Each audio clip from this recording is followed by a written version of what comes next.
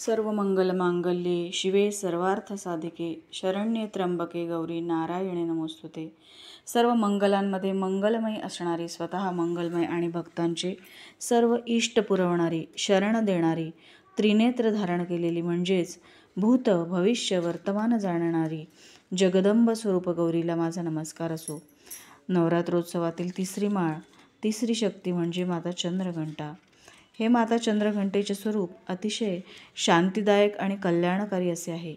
या देवीच्या आराधनेमुळे वीरता आणि निर्भयता तसेच सौम्यता आणि नम्रता या गुणांचा विकास होतो। देवी चंद्रघंटा सर्व संसारात न्याय आणि अनुशासन स्थापित करते। भगवान शिवांशी विवाह झाल्यावर महागौरीने अर्धचंद्र आपल्या मस्तकावर धारण करायला सुरुवात केली आणि म्हणून ती चंद्रघंटा या नावाने पूजल्या जाऊ लागली। आज नवरात्रीच्या निमित्ताने आपण चिंतन करीत आहोत। आजची नारी शक्ती ही आपण शक्तिहीन झालेली बघतो आहोत। अनेक कारणे या शक्तिहीनतेमागे बघायला मिळतात। स्त्री शक्ती हे चिंतन करता करता आजची नारी असहाय्य आणि क्षुद्र स्वार्थांनी लिप्त, असमर्थ तसेच अतिसामान्य प्रश्नांनी व्यस्त, आपल्या संस्कृती आपल्या परंपरांप्रती अविश्वस्त आपल्याला बघायला मिळते आहे। फक्त पुरुषांच्या बरोबरीसाठी ती त्यांचा वेश परिधान करत आहे आणि या क्षुद्र गोष्टींच्या पाठी लागून सूर्यासारख्या तिच्या अस्तित्वाला तीच स्वतः ग्रहण लावू पाहत आहे आणि हे तिच्यासाठीच खूप घातक आहे हे तिच्या लक्षातच येत नाही। आपण खूप पूर्वीपासून ऐकतो आहोत की स्त्री ही क्षणाची पत्नी आणि अनंत काळाची माता असते। आज मातृत्व हा तिचा स्थायी भाव ती विसरल्याने घरातील फक्त ती शोभेची वस्तू आणि फक्त स्त्री या रूपात आपल्याला वावरताना दिसते आहे आणि हे आपल्या संस्कृती आणि परंपरांसाठी अतिशय घातक आहे। बघा, आपल्या राष्ट्राची प्राणशक्ती ही आपली सर्व घरे कुटुंबे आहेत आणि त्या कुटुंबाची सर्वात महत्त्वपूर्ण घटक ही गृहिणी आहे। सर्व धर्माचे मूल ही स्त्री शक्ती आहे। न गृहम गृहमित्याहुः गृहिणी गृहमुच्यते। घर नुसते दगडविटांचे बांधकाम नव्हे तर गृहिणीमुळे घराला घरपण येते। सोफा, रेडिओ, चकचकीत सामान यांनी घराला घरपण येत नाही तर ते गृहस्वामिनीमुळे येते।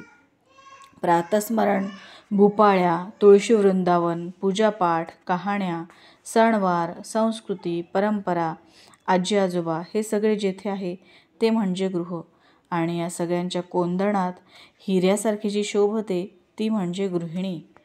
तीच गृहिणी, तीच स्त्री शक्ती, तीच माता अनेक युगांपासून आपल्या सभ्यतेचा आदर्शाचा दीपक प्रज्वलित ठेवत आली आहे आणि तेवत ठेवत आलेली आहे। अनेक कठीण प्रसंगात, प्रतिकूल परिस्थितीमध्ये देखील आपल्या कर्तव्यनिष्ठतेमध्ये रत असलेली स्त्री शक्ती आज कुठे बरं गेली आहे?